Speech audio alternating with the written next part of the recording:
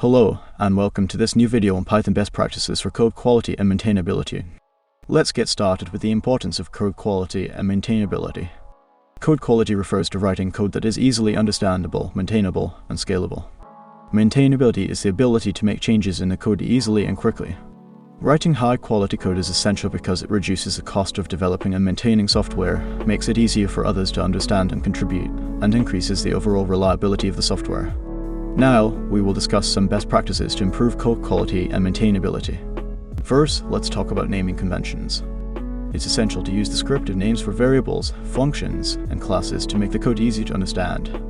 Also, follow Python's PPA conventions for naming. Now, let's discuss code decomposition.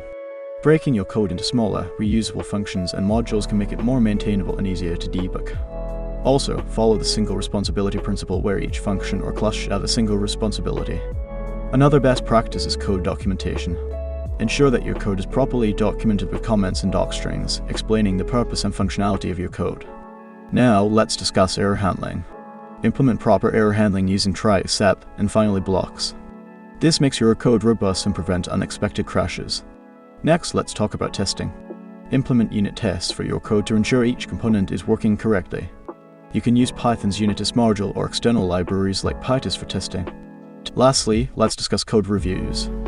Regularly review your code and seek input from others to identify and address code quality issues. Reviewing code ensures that your code is maintainable and scalable. Let's sum up what we've learned.